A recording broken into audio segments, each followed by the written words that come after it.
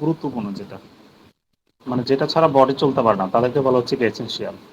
আর electrolytes হচ্ছে আমাদের বডিতে যে খনিজ আছে, মানে যে আয়নগুলো আছে আর কি, সেগুলোকে মূলত ইলেকট্রোলাইটস বলা হচ্ছে।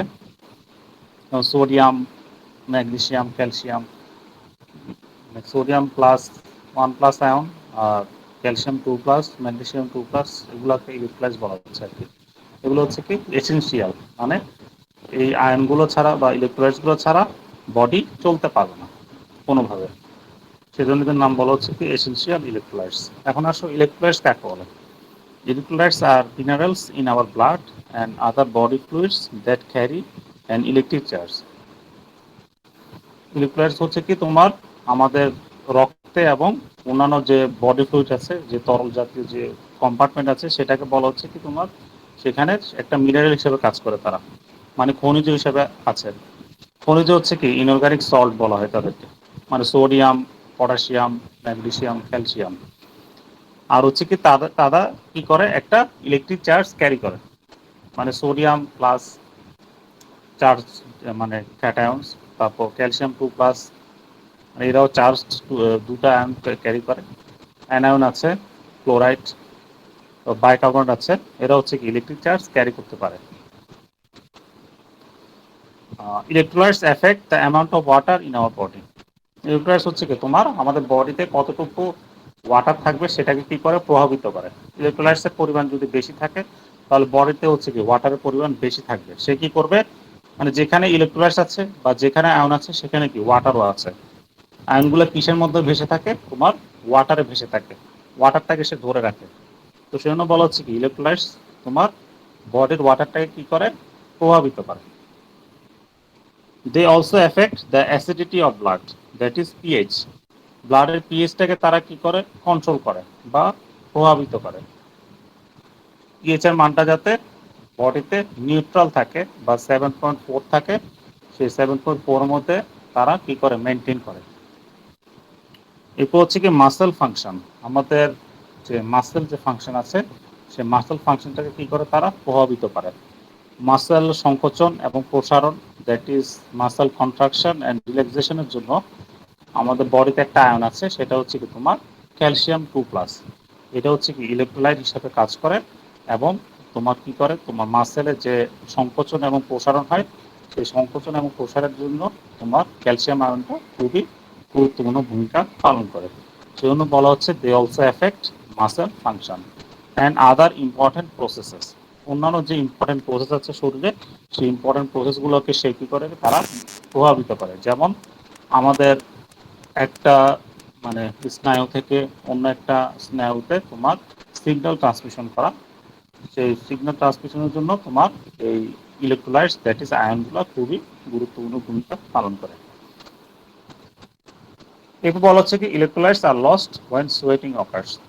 যেহেতু ইলেকট্রোলাইটসের সাথে ওয়াটার অ্যাটাচ থাকে, সেহেতু হচ্ছে কি আমাদের শরীর থেকে যদি ঘাম বের হয়, ঘামের সাথে কি প্রচুর পরিমাণ ওয়াটারও বের হয়, সেই ওয়াটারের সাথে তোমার আয়নগুলো শরীর থেকে চলে যায়। সেজন্য বলা হচ্ছে কি ইলেকট্রোলাইটসগুলো নষ্ট হয় কখন, যখন সোয়েটিং হয়। সোয়েটিংয়ের কারণে পানি অপচয় হয়, পানি চলে যায় শরীর থেকে, আর পানির সাথে সাথে তোমার ইলেকট্রোলাইটসও চলে যায়। সেজন্য ইলেকট্রোলাইটসের কি হয়, ঘাটতি হয় শরীরে। Drinking fluids containing electrolytes can replace their loss. এখন যদি আমরা কি করি, এই যে আমাদের যে ইলেকট্রোলাইট ঘাটতি হলো, সেই ঘাটতিটা আমরা কীভাবে পূরণ করবো। ইলেকট্রোলাইট সমৃদ্ধ যদি পানীয় খেয়ে থাকি, তাহলে হচ্ছে কি আমরা সেই ঘাটতিটাকে পূরণ করতে পারবো। যেমন হচ্ছে কি স্যালাইন জাতীয় পানীয় যদি খেয়ে থাকি, তাহলে হচ্ছে কি ইলেকট্রোলাইটসের ঘাটতি মিটবে।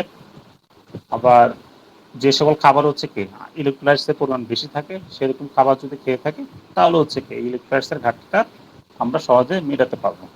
আমরা সহজে মেটাতে পারবো কি দিয়ে, স্যালাইন দিয়ে বা শরবত জাতীয় খাবার খেয়ে। সেরকম খেয়ে আমরা কি করতে পারি, এই ইলেকট্রোলাইটসের ঘাটতিটা মেটাতে পারি।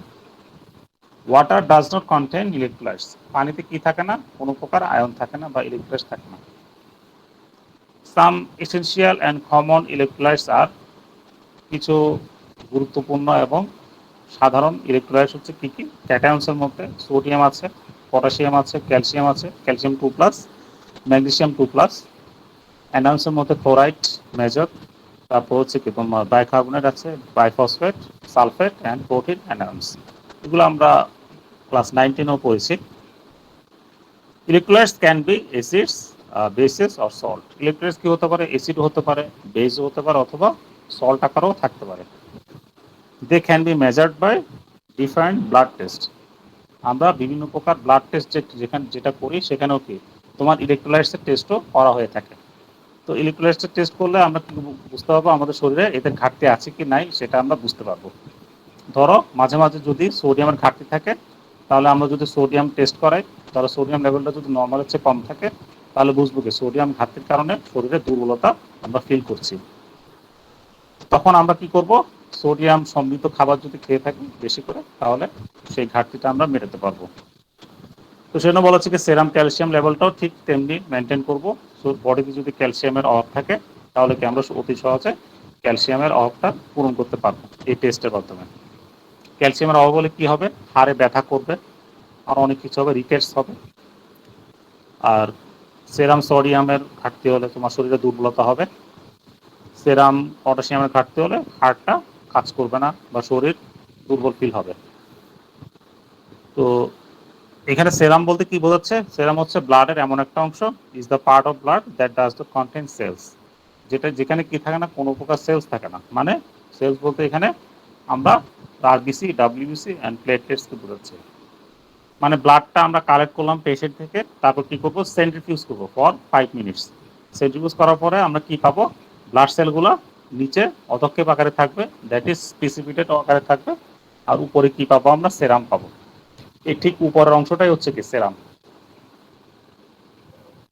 ইন এক্সট্রাসেলুলার ফ্লুইড, এখানে আইসিএফ বলা হচ্ছে, এটা ইসিএফ হবে। ইসিএফ মানে হচ্ছে এক্সট্রাসেলুলার ফ্লুইড, মানে সেলের বাইরে যে ফ্লুইডটা থাকে সেটাকে বলা হচ্ছে কি এক্সট্রাসেলুলার ফ্লুইড। সেই এক্সট্রাসেলুলার ফ্লুইডের মধ্যে most abundant cation is sodium and anion is chloride. সেলের বাইরে যে অ্যানায়নটা সবচেয়ে বেশি পরিমাণ, যে ক্যাটায়নটা সবচেয়ে বেশি পরিমাণ থাকে সেটা হচ্ছে কি তোমার সোডিয়াম, আর যে অ্যানায়নটা সবচেয়ে বেশি পরিমাণ থাকে সেটা হচ্ছে কি ক্লোরাইড। যেখানে সোডিয়াম সেখানে ক্লোরাইড, এটা বুঝতে সুবিধা আর কি। সোডিয়াম যেখানে থাকবে ক্লোরাইডও সেখানে বেশি পরিমাণ থাকবে। ইন্টারসেলুলার ফ্লুইড, ইন্টারসেলুলার মানে হচ্ছে তোমার আইসিএফ, মানে সেলের ভেতরে যে ফ্লুইডটা, সেই ফ্লুইডটাকে বলা হচ্ছে ইন্টারসেলুলার ফ্লুইড। সেখানে হচ্ছে মোস্ট অ্যাবান্ডেন্ট ক্যাটায়ন, সবচেয়ে বেশি পরিমাণ যে ক্যাটায়নটা থাকে সেটা হচ্ছে কি পটাশিয়াম। আর অ্যানায়ন্স হচ্ছে কি সবচেয়ে বেশি পরিমাণ যে অ্যানায়নটা থাকে সেলের ভিতরে সেটা হচ্ছে প্রোটিনস জাতীয় কম্পাউন্ড, আর হচ্ছে কি তোমার ফসফেটস। এই জাতীয় ইলেকট্রোলাইটসগুলো বেশি পরিমাণ থাকে। তাহলে সেলের বাইরে থাকে সোডিয়াম, ক্লোরাইড, সেলের ভেতরে থাকে কি potassium and proteins and phosphates. কারো কোনো কোয়েশ্চেন আছে কিনা বলতে পারো।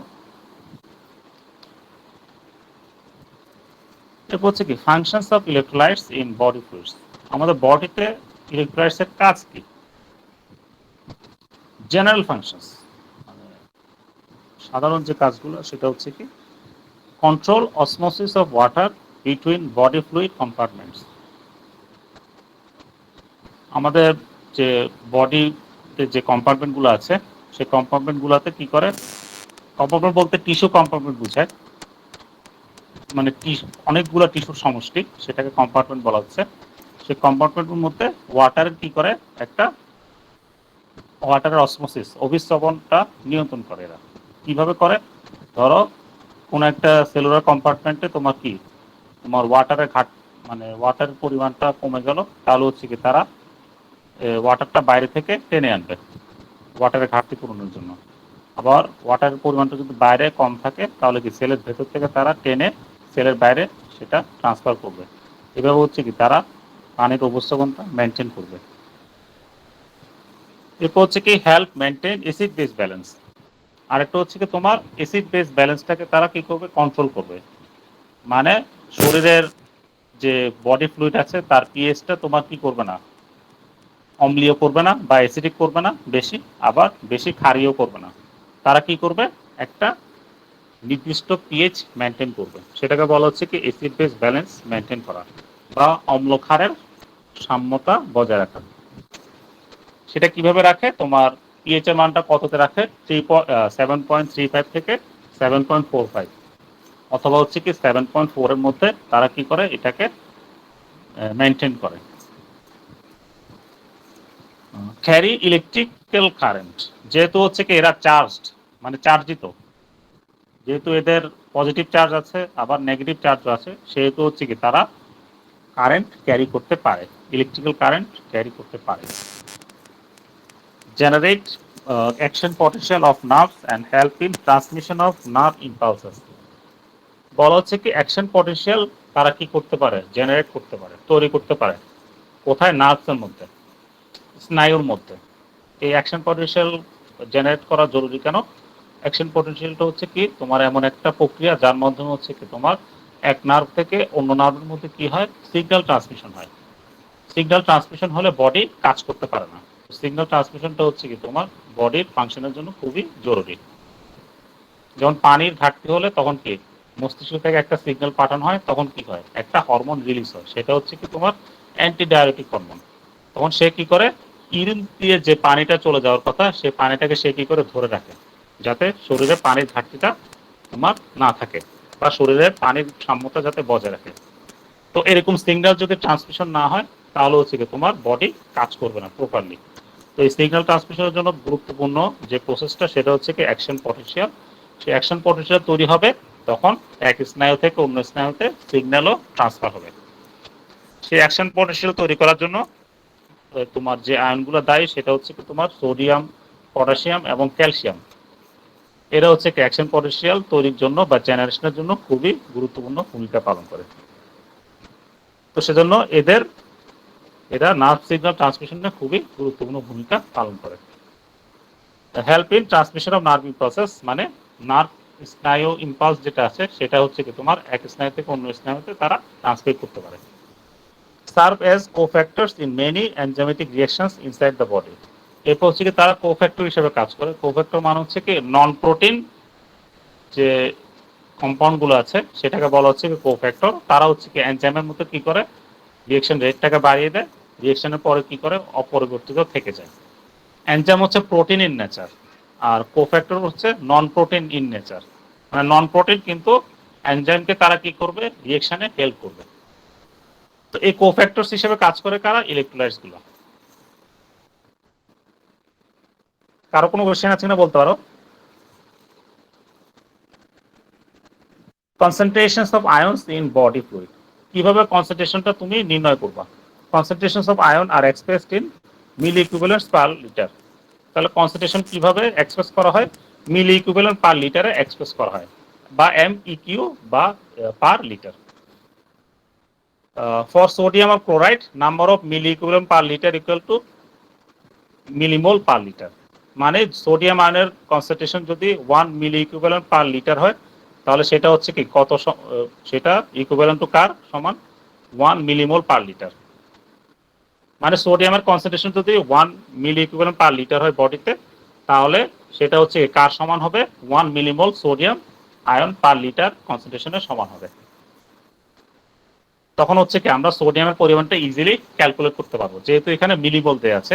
মিলিমোল থাকলে হচ্ছে কি কত পরিমাণ সোডিয়াম আছে বডিতে সেটা ইজিলি ক্যালকুলেট করা যাবে।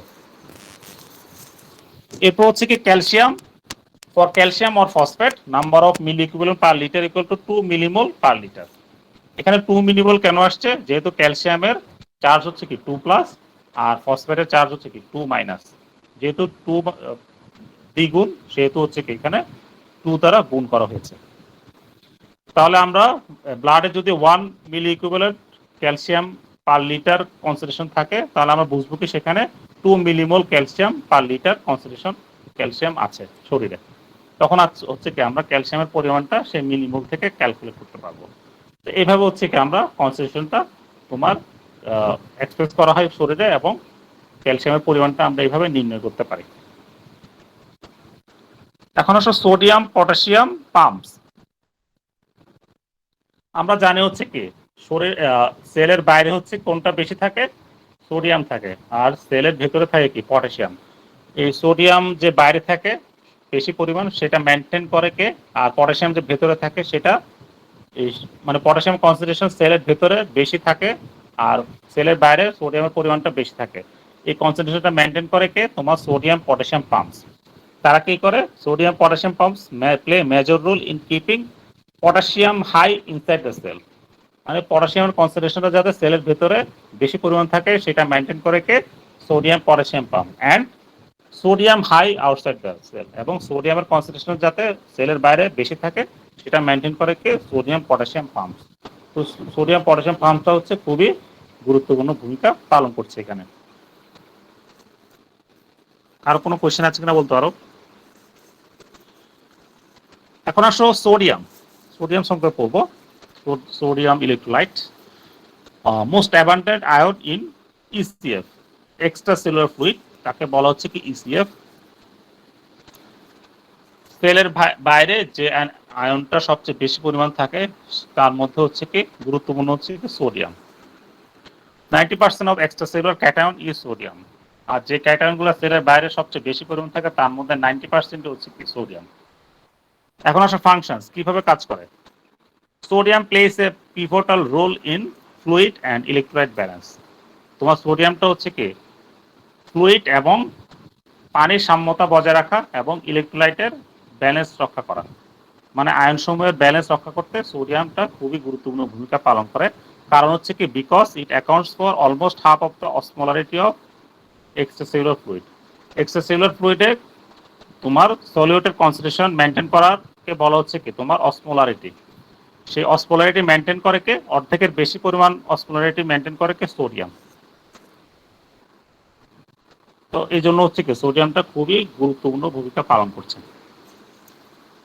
এখন আসলে রেগুলেশন, কিভাবে সোডিয়াম আয়নটা মানে আয়নের কনসেন্ট্রেশনটা মানে নিয়ন্ত্রিত হয়। Level of sodium in blood is control by, sodium লেভেলটা কিভাবে কন্ট্রোল হয়, অ্যালডোস্টেরন, অ্যালডোস্টেরন নামক হরমোন দ্বারা। সে কি করে ইনক্রিজেস রেনাল রিঅ্যাবজর্পশন। ধরো সোডিয়ামের বডিতে ঘাটতি হলো, সে কি করলো অ্যালডোস্টেরন, বডি কি করলো অ্যালডোস্টেরন সিক্রেশন বাড়িয়ে দিল। সে কি করবে তোমার কিডনিতে রেনাল রিঅ্যাবজর্পশন বলতে কিডনিতে যে রিঅ্যাবজর্পশনটা হয় সেই রিঅ্যাবজর্পশনটা বাড়িয়ে দিবে। কার রিঅ্যাবজর্পশন বাড়িয়ে দিবে, সোডিয়ামের। মানে সোডিয়ামটা যাতে ইউরিন দিয়ে শরীরে চলে যেতে, শরীরের বাইরে যাতে যেতে না পারে, সেজন্য কি করবে সে সোডিয়ামটা ইউরিন থেকে রিঅ্যাবজর্ব করে দিবে। তো সেজন্য যে আয়ন যে হরমোনটা কাজ করে সেটা হচ্ছে কি অ্যালডোস্টেরন। এরপর হচ্ছে কি অ্যান্টি ডায়াবেটিক হরমোন, সেটাও গুরুত্বপূর্ণ ভূমিকা পালন করে। কিভাবে, if sodium is too low ADH release stops. Sodium লেভেলটা যদি বডিতে কম থাকে তাহলে কি অ্যান্টিডায়াবেটিক হরমোন রিলিজও কম হবে। আর সোডিয়াম কনসেন্ট্রেশনটা যদি বেড়ে যায় বডিতে তাহলে কি অ্যান্টিডায়াবেটিক হরমোনটাও কি তোমার রিলিজটা বেড়ে যাবে। বেড়ে গিয়ে সে কি করবে তোমার কিডনি ইউরিন দিয়ে যে ওয়াটারটা চলে যাওয়ার কথা সেই ওয়াটারটাকে বডিতে ধরে রাখবে, যেহেতু বডিতে সোডিয়ামের পরিমাণটা বেশি আছে। তো সোডিয়াম পরিমাণটা বেশি থাকার কারণে অসমোলারিটি মেনটেন করার জন্য বা পানির সাম্যতা বজায় রাখার জন্য সে কি করবে পানিটা বডিতে ধরে রাখবে। অ্যাট্রিয়াল নেট্রিওটিক পেপটাইড, এটাও একটা হরমোন। সে কি করে ইনক্রিজেস রেনাল এক্সক্রিশন। যখন সোডিয়ামের পরিমাণটা বডিতে নর্মালের চেয়ে বেশি হয়ে যাবে তখন সে কি করবে সোডিয়ামটাকে কিডনি দিয়ে ইউরিন দিয়ে বের করে দিবে, কিডনির মাধ্যমে ইউরিন দিয়ে বের করে দিবে। এইভাবে হচ্ছে কি অ্যাট্রিয়াল নেট্রিওটিক পেপটাইডটা কাজ করে। তো এই সকল প্রক্রিয়ার মাধ্যমে তোমার কি হয় সোডিয়াম লেভেলটা মেনটেন হয় শরীরে। কার কোনো কোশ্চেন আছে কিনা বলতে পারো।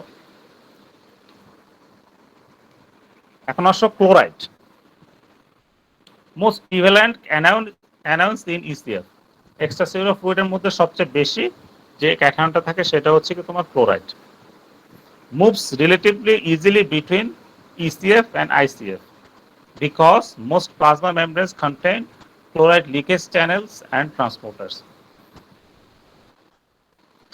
ক্লোরাইডটা কি করে তোমার ইজিলি মুভ করতে পারে কিসের মধ্যে, বোথ ইসিএফ অ্যান্ড আইসিএফ, মানে সেলের বাইরে বাইরে এক্সট্রাসেলুলার ফ্লুইডের মধ্যে, আবার হচ্ছে সেলের ভেতরে ইন্টারসেলুলার ফ্লুইড। এই সেলের ভেতরে এবং বাইরে ফ্লুইডের মধ্যে সে কি করে ইজিলি সে মুভ করতে পারে। কেন, কারণ সেলের যে প্লাজমা মেমব্রেনটা আছে সেখানে কি থাকে ক্লোরাইড লিকেজ চ্যানেল থাকে আর কি থাকে ক্লোরাইড ট্রান্সপোর্টার থাকে। তাহলে কি সেলের ভেতরে যদি ঘাটতি হয় তাহলে কি ইজিলি ক্লোরাইড চ্যানেলটা সেলের বাইরে থেকে ভেতরে চলে আসলো ইজিলি, আবার মানে ট্রান্সপোর্টার দিয়ে সেলের বাইরে থেকে ভেতরে চলে আসলো। আর ধরো হচ্ছে কি তোমার সেলের ভেতরে ক্লোরাইডের পরিমাণটা বেশি বেড়ে গিয়েছে কিন্তু সেলের বাইরে হচ্ছে ক্লোরাইডের পরিমাণটা কম, সেক্ষেত্রে কি হবে, ক্লোরাইড লিকেজ চ্যানেল দিয়ে কি হবে, তোমার সেলের বাইরে থেকে সেলের ভেতর থেকে বাইরে ক্লোরাইডটা ট্রান্সফার হয়ে যাবে।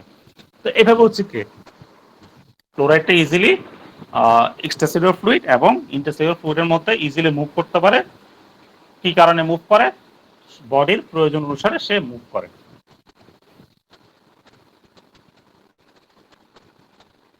Can help balance levels of anions in different fluids.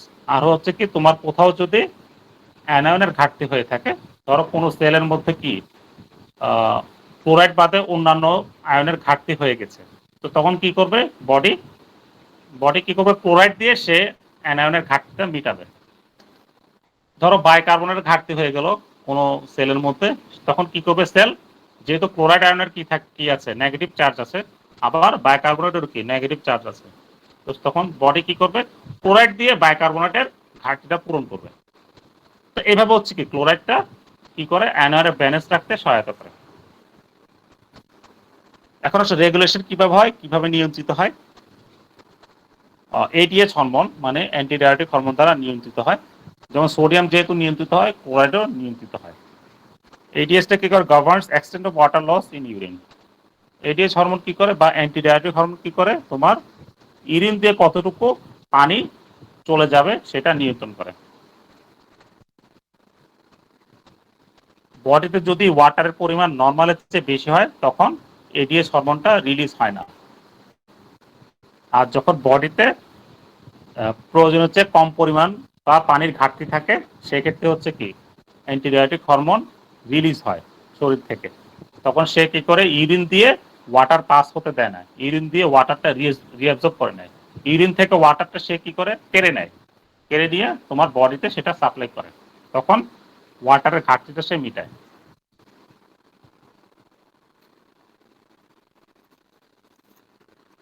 Processes that increase or decrease renal reabsorption of sodium also affect reabsorption of chloride. আর যে সকল প্রক্রিয়া হচ্ছে কি তোমার সোডিয়ামের রিঅ্যাবজর্পশনটা বাড়ছে বা কমছে, ঠিক সে সকল প্রক্রিয়াতে হচ্ছে কি ক্লোরাইডের পরিমাণটা সে বডিতে বাড়ছে অথবা কমছে। মানে যেখানে সোডিয়াম আছে সেখানে কি ক্লোরাইড থাকবে। তো যে সকল প্রক্রিয়ার মাধ্যমে সোডিয়ামের পরিমাণটা বাড়ে বা কমে বা রিঅ্যাবজর্পশন বাড়ছে বা কমছে, ঠিক সে সকল প্রক্রিয়াতে হচ্ছে কি ক্লোরাইডের পরিমাণ রিঅ্যাবজর্পশন বাড়ছে অথবা কমছে।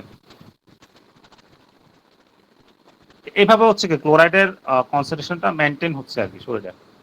ধরো হচ্ছে কি সোডিয়ামের পরিমাণটা বডিতে বেড়ে গেল, সেক্ষেত্রে হচ্ছে কি অ্যাক্টিয়াল নাইট্রিউরেটিক পেপটাইড কি করলো, সোডিয়াম এক্সেস যে সোডিয়াম সেটা কি করলো, বডি থেকে বের করে দিল। ঠিক সেই মুহূর্তে হচ্ছে ক্লোরাইডও বডি থেকে বের হয়ে যাবে। আবার হচ্ছে কি তোমার শরীরে সোডিয়ামের ঘাটতি দেখা দিল, সেক্ষেত্রে অ্যালডোস্টেরন সিক্রেশনটা বেড়ে গেল। সে কি করবে, ইউরিন থেকে সোডিয়ামটা তোমার রিঅ্যাবজর্ব করে বডিতে নিয়ে আসবে, যাতে সোডিয়ামের ঘাটতিটা না থাকে। যখন সোডিয়ামটা আনবে তখন সে কি করবে, ক্লোরাইডটাও সেখান থেকে নিয়ে আসবে সোডিয়ামের সাথে। এইভাবে হচ্ছে কি সোডিয়াম এবং ক্লোরাইডের ব্যালেন্সটা নিয়ন্ত্রিত হচ্ছে। মানে যে সকল প্রক্রিয়া সোডিয়ামের ব্যালেন্স নিয়ন্ত্রিত হচ্ছে, ঠিক সেই সকল প্রক্রিয়া ক্লোরাইডের ব্যালেন্সটাও নিয়ন্ত্রিত হচ্ছে। কার কোনো কোয়েশ্চেন আছে কিনা বলতে পারো। এখন আসো পটাশিয়াম। পটাশিয়ামটা হচ্ছে কি most abundant cation in ICF. তোমার ইন্টারসেলুলার ফ্লুইডের মধ্যে সবচেয়ে বেশি যে ক্যাটায়নটা থাকে সেটা হচ্ছে কি পটাশিয়াম। কি role is to establish resting potential in neurons and muscle fibres. তোমার নিউরন এবং মাসেল ফাইবারের মধ্যে একটা রেস্টিং পটেনশিয়াল মেনটেন করে। মানে একটা সিগন্যাল তৈরি হওয়া এবং অপর সিগন্যাল তৈরি হওয়ার জন্য মাঝখানে যে সময়টা আছে সেটাকে বলা হচ্ছে কি রেস্টিং পটেনশিয়াল। সেই রেস্টিং পটেনশিয়াল মেনটেন করে কে, পটাশিয়াম। মানে একটা অ্যাকশন পটেনশিয়াল তৈরির মাঝখানে যে সময়টা, আর অপর একটা অ্যাকশন পটেনশিয়াল তৈরির মানে দুটো অ্যাকশন পটেনশিয়াল তৈরির মাঝখানে যে সময়টা সেটাকে বলা হচ্ছে কি রেস্টিং পটেনশিয়াল। মানে একটা অ্যাকশন পটেনশিয়াল তৈরি হওয়ার পর অপর আরেকটা অ্যাকশন পটেনশিয়াল তৈরি হওয়ার জন্য মাঝখানে কিছু সময় নেয় সেল, সেই সময়টাকে বলা হচ্ছে কি রেস্টিং পটেনশিয়াল। সেই রেস্টিং পটেনশিয়ালটাকে মেনটেন করে কে, পটাশিয়াম। এরপর হচ্ছে কি helps maintain normal ICF fluid volume. আর সেলের ভেতরে যে ফ্লুইডটা আছে সেই ফ্লুইডের ভলিউমটা সে কি করে নর্মাল অবস্থায় রাখে কে potassium. Helps regulate pH of body fluids when exchanged for hydrogen ion. বলা হচ্ছে কি এটা কি করে পিএইচটাকে কন্ট্রোল করে যখন এটা হাইড্রোজেনের সাথে এক্সচেঞ্জ হয় তখন। Control by aldosterone. আর পটাশিয়াম লেভেলটা কন্ট্রোল করে কে অ্যালডোস্টেরন দ্বারা নিয়ন্ত্রিত হয়, যেমন stimulates principal cells in renal collecting ducts to secrete excess potassium. সে কি করে রেনাল কালেক্টিং ডাক্ট মানে কিডনিতে যে প্রিন্সিপাল সেলগুলো আছে সেই সেলগুলোকে সে কি করে স্টিমুলেট করে, কি কারণে যাতে বেশি পরিমাণ পটাশিয়ামটা শরীর থেকে বের করে দেয়। তো বেশি পরিমাণ পটাশিয়াম শরীর থেকে কখন বের করবে, যখন হচ্ছে কি শরীরে বেশি পরিমাণ পটাশিয়াম থাকবে, সেক্ষেত্রে মানে নর্মালের চেয়েও বেশি পরিমাণ পটাশিয়ামটা বডিতে রয়ে গিয়েছে, তখন সে কি করবে অ্যালডোস্টেরন কি করবে এই যে এক্সেস যে পটাশিয়ামটা আছে সেটা কিডনির মাধ্যমে ইউরিন দিয়ে বের করে দিবে। তো এইভাবে হচ্ছে কি পটাশিয়াম লেভেলটা রেগুলেট হচ্ছে। কারো কোনো কোয়েশ্চেন আছে কিনা বলতে পারো। এরপর হচ্ছে কি বাইকার্বনেট। বাইকার্বনেট কি করে second most prevalent extracellular anion. তোমার ক্লোরাইডের পর সবচেয়ে বেশি যে অ্যানায়নটা থাকে সেটা হচ্ছে কি বাইকার্বনেট। ক্লোরাইড হচ্ছে ফার্স্ট, সেকেন্ড হচ্ছে কি bicarbonate. Its concentration increases in blood by picking up carbon dioxide. এটা হচ্ছে কি তোমার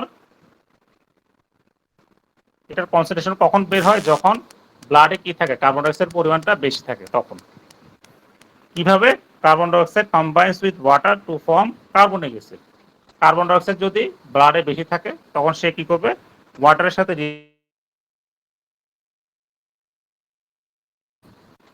সে কার্বনিক অ্যাসিডটা আবার কি করবে পরক্ষণে কি হবে ডিসোসিয়েট হয়ে যাবে, ভেঙে যাবে, ভেঙে সে কি করবে প্রডিউস বাইকার্বনেট অ্যানায়ন। সে কি করবে বাইকার্বনেট প্লাস হাইড্রোজেন আয়নে কনভার্ট হবে। তো এইভাবে হচ্ছে কি কার্বন ডাইঅক্সাইডের মাধ্যমে আমরা কি পাচ্ছি বাইকার্বনেট অ্যানায়নটা পাচ্ছি। But it drops in pulmonary capillaries when carbon dioxide is exhaled. আবার হচ্ছে কি এটার কনসেন্ট্রেশনটা কমে যায় কোথায় পালমোনারি ক্যাপিলারিজ। পালমোনারি ক্যাপিলারিজ মানে পালমোনারি মানে লাংসের মধ্যে যে ব্লাড ভেসেলগুলো আছে সেটাকে বলা হচ্ছে কি পালমোনারি ক্যাপিলারিজ। ক্যাপিলারিজ ওকে ব্লাড মানে অক্সিজেন কার্বন ডাইঅক্সাইড এগুলো পরিবাহিত হয়, মানে ছোট ব্লাড ভেসেল আর কি, সেটাকে বলা হচ্ছে ক্যাপিলারিজ। তো পালমোনারিতে যেহেতু লাংসে আছে, তো সেহেতু হচ্ছে লাংসের মধ্যে কি হয় কার্বন ডাইঅক্সাইড বের হয়ে যায়, অক্সিজেনটা গ্রহণ করে বডি। তো সেক্ষেত্রে কার্বন ডাইঅক্সাইডের পরিমাণটা সেখানে কমে যায় লাংসের মধ্যে বা পালমোনারি ক্যাপিলারিসের মধ্যে, মানে যেখানে রক্ত সরবরাহ করে কোথায় লাংসে যে ক্যাপিলারির মাধ্যমে সেটা হচ্ছে কি পালমোনারি ক্যাপিলারি। যেহেতু ক্যাপিলারিতে কার্বন ডাইঅক্সাইডের পরিমাণটা কমে যায় ঠিক সেহেতু তোমার বাইকার্বনেটের পরিমাণটাও কি সেখানে কমে যায়। কারণ হচ্ছে কার্বন ডাইঅক্সাইড যতক্ষণ থাকবে ততক্ষণ হচ্ছে কি বাইকার্বনেট তৈরি হবে। আর কার্বন ডাইঅক্সাইডের পরিমাণটা যদি কমে যায় সেক্ষেত্রে বাইকার্বনেটের পরিমাণটাও কি কমে যাবে বা কনসেন্ট্রেশনটা কমে যাবে, সেটাই বলা হচ্ছে আর কি। Chloride shift helps maintain correct balance of anions in ECF and ICF.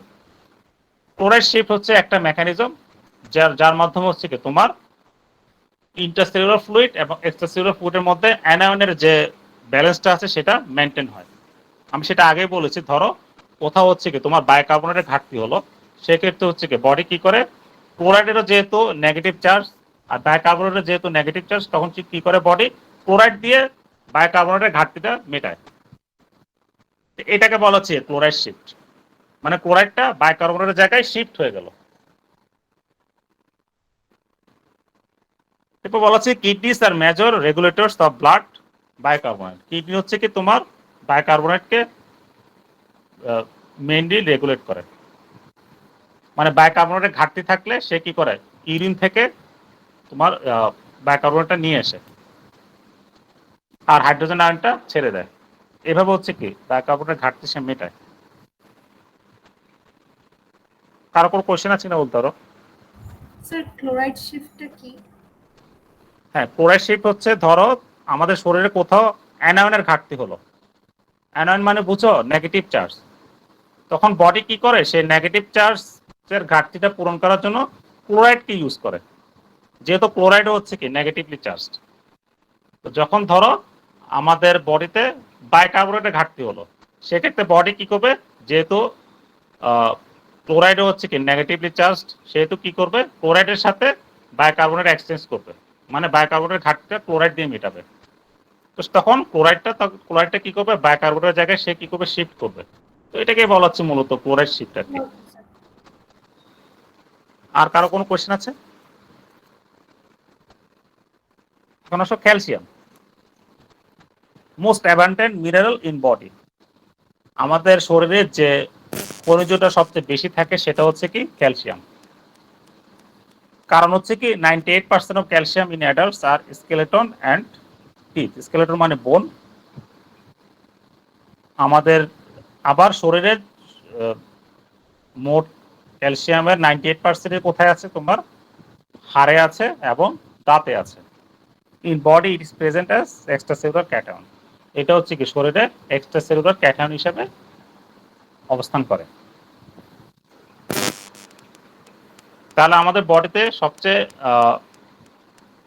বেশি পরিমাণ যে মিনারেলটা থাকে সেটা হচ্ছে কি ক্যালসিয়াম। এখন আসো ফাংশনস, সে কিভাবে কাজ করে ক্যালসিয়ামটা। It contributes to hardness of teeth and bones.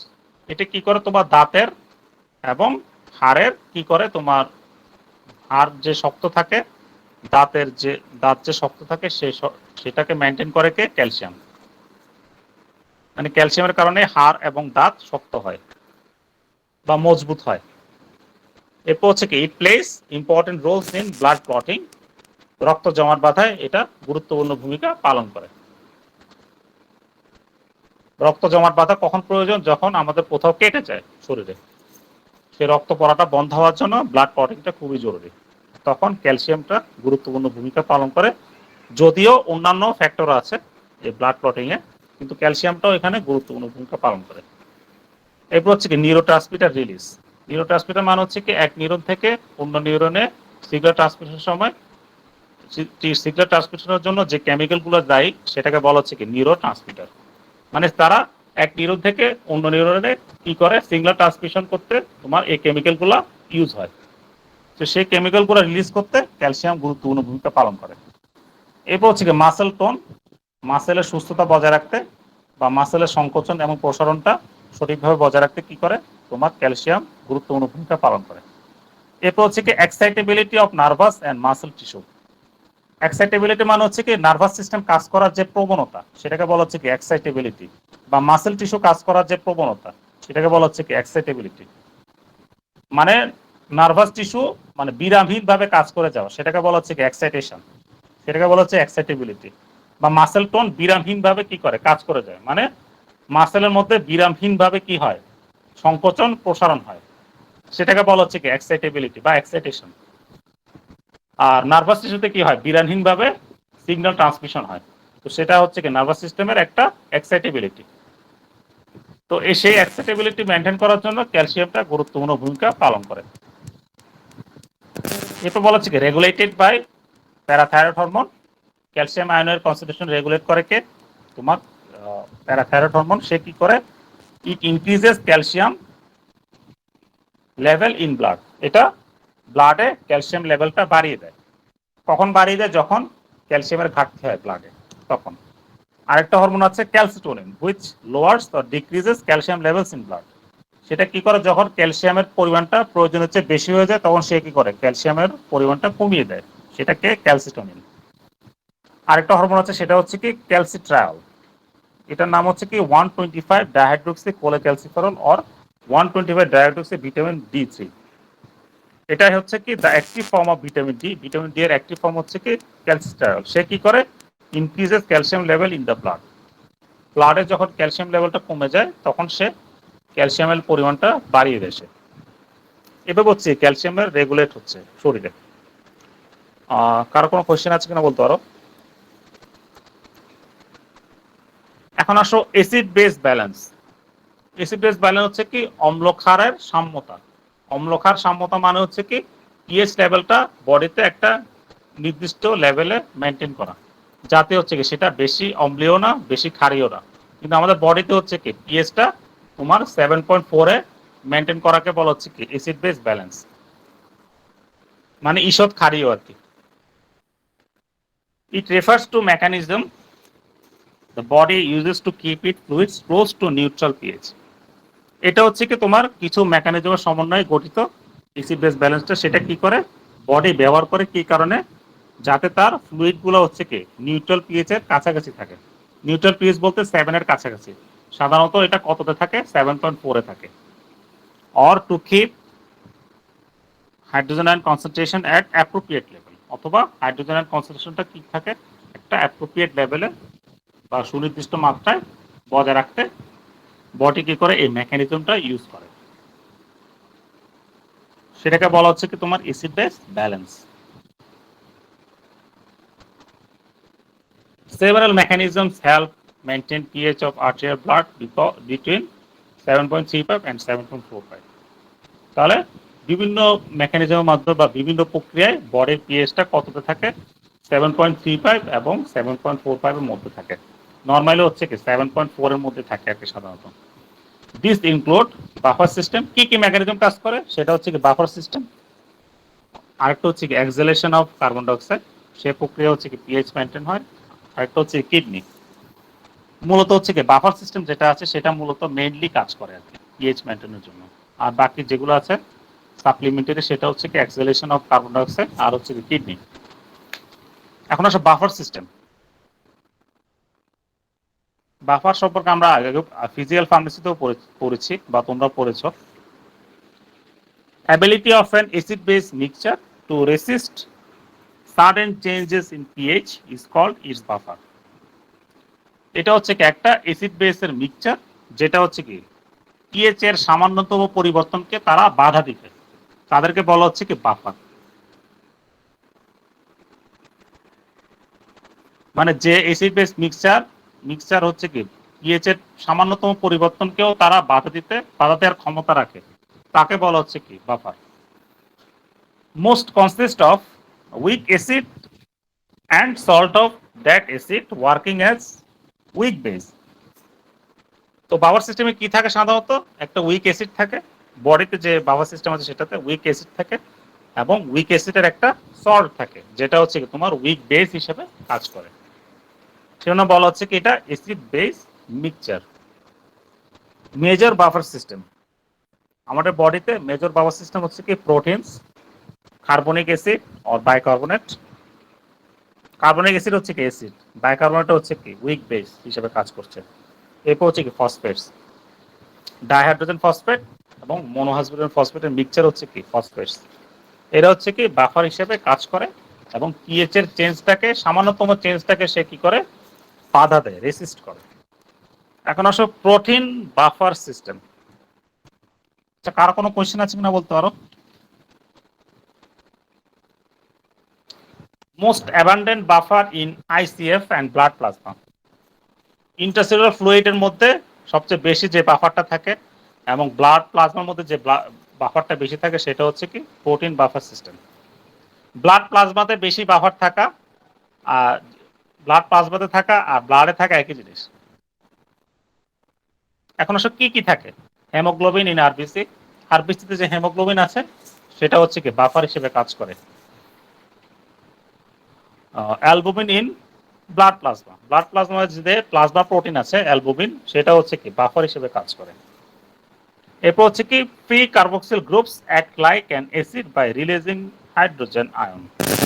প্রোটিনের যে কার্বক্সিল গ্রুপ আছে, ফ্রি কার্বক্সিল গ্রুপ, সেটা কি করে তোমার অ্যাসিড হিসেবে কাজ করতে পারে, কিভাবে, যেহেতু সেটা হাইড্রোজেন আয়নটা রিলিজ করতে পারে সেহেতু। ফ্রি অ্যামাইনো গ্রুপ যেটা আছে প্রোটিনে acts like a base by combining with hydrogen ion. এবং প্রোটিনের যে ফ্রি অ্যামাইনো গ্রুপটা আছে সেটা কি করে তোমার বেস হিসেবে কাজ করতে পারে, কিভাবে, তোমার হাইড্রোজেন আয়নের সাথে সে কি করে কম্বাইন হতে পারে। তো এইভাবে হচ্ছে কি প্রোটিনটা বাফার সিস্টেম হিসেবে কাজ করতে পারে। এরপর আসো কার্বনিক অ্যাসিড और bicarbonate buffer system. Carbonic acid এবং বাইকার্বনেট বাফার সিস্টেম হচ্ছে কি বাফার সিস্টেম হিসেবে কাজ করে। এখানে কার্বনিক অ্যাসিডটা হচ্ছে কি উইক অ্যাসিড, আর বাইকার্বনেটটা হচ্ছে কি উইক বেস। যেহেতু আমরা বলেছি কি উইক অ্যাসিড থাকবে একটা, আর উইক অ্যাসিডের একটা সল্ট থাকবে। তো এখানে উইক অ্যাসিডের সল্ট হচ্ছে কি বাইকার্বনেট, আর উইক অ্যাসিডটা হচ্ছে কি কার্বনিক অ্যাসিড। এখন আসলে এরা কিভাবে বাফার হিসেবে কাজ করে, এখন আসলে বেস হিসেবে কাজ করে কিভাবে, হাইড্রোজেন আয়নের সাথে বাইকার্বনেট রিঅ্যাক্ট করে কি তৈরি করে, কার্বনিক অ্যাসিড। এভাবে তারা বেস হিসেবে কাজ করে। অ্যাজ এন অ্যাসিড কার্বনিক অ্যাসিডটা ডিসোসিয়েট হয়ে যায়, ভেঙে গিয়ে কি তৈরি হয়, হাইড্রোজেন আয়ন অ্যান্ড বাইকার্বনেট। এইভাবে হচ্ছে কি সে অ্যাসিড হিসেবে কাজ করে। অ্যাসিড হিসেবে কখন কাজ করে, যখন হচ্ছে কি অ্যাসিডের ঘাটতি হবে তখন। আর বেস হিসেবে কাজ করে তখন, যখন অ্যাসিডের হাইড্রোজেন আয়নের পরিমাণটা বেশি হয়ে যায় তখন। এভাবে হচ্ছে কি সে অ্যাসিড বেস হিসেবে কাজ করতে পারে। এরপর হচ্ছে কি phosphate buffer system. Phosphate buffer system বলতে কাকে বোঝাচ্ছে, ডাইহাইড্রোজেন ফসফেট এবং মোনোহাইড্রোজেন ফসফেট, এটাকে বোঝাচ্ছে। যেটাতে হাইড্রোজেন বেশি ডাইহাইড্রোজেন ফসফেট সেটা হচ্ছে উইক অ্যাসিড, আর যেটাতে হাইড্রোজেন কম মোনোহাইড্রোজেন ফসফেট সেটা হচ্ছে উইক বেস। তাহলে dihydrogen phosphate acts as a week acid, monohydrogen phosphate acts as a weak base. Phosphates are major anions in ICF and minor ones in ECF. ফসফেটটা হচ্ছে কি তোমার যে major যে অ্যানায়নটা আছে ইন্টারসেলুলার ফ্লুইডে সেখানে বেশি থাকে, আর সবচেয়ে কম পরিমাণ থাকে কোথায়, ইসিএফ মানে এক্সট্রাসেলুলার ফ্লুইডে, সেলের বাইরে। তাহলে সেলের ভেতরে ফসফেট অ্যানায়নটা মেজর থাকে, বেশি পরিমাণ থাকে, আর সেলের বাইরে হচ্ছে কি সবচেয়ে কম পরিমাণ থাকে। এখন আসো অ্যাসিড হিসেবে সে কি কাজ করে, as an acid hydroxide ion plus dihydrogen phosphate মিলিত হয়ে কি তৈরি করে, তোমার ওয়াটার তৈরি হয়, আর হচ্ছে কি মোনোহাইড্রোজেন ফসফেট তৈরি হয়। এভাবে সে হচ্ছে কি অ্যাসিড হিসেবে কাজ করে, ডাইহাইড্রোজেন ফসফেট। আর বেস হিসেবে সে কি কাজ করে, তোমার হাইড্রোজেন আয়নের সাথে রিঅ্যাকশন করে, মোনোহাইড্রোজেন ফসফেট হাইড্রোজেন আয়নের সাথে রিঅ্যাকশন করে ডাইহাইড্রোজেন ফসফেটে কনভার্ট হয়। এভাবে হচ্ছে কি সে বেস হিসেবে কাজ করে। এইভাবে ফসফেট ব্যবহার সিস্টেমটা তোমার পিএইচ এর চেঞ্জটাকে বাধা দেয়। কারো কোনো কোয়েশ্চেন আছে কিনা বলতে পারো। এখন আসো exhalation of carbon dioxide. Carbon dioxide এক্সহেলেশনের মাধ্যমে কিভাবে পিএইচটা নিয়ন্ত্রিত হয়। With increased exhalation of carbon dioxide pH rises.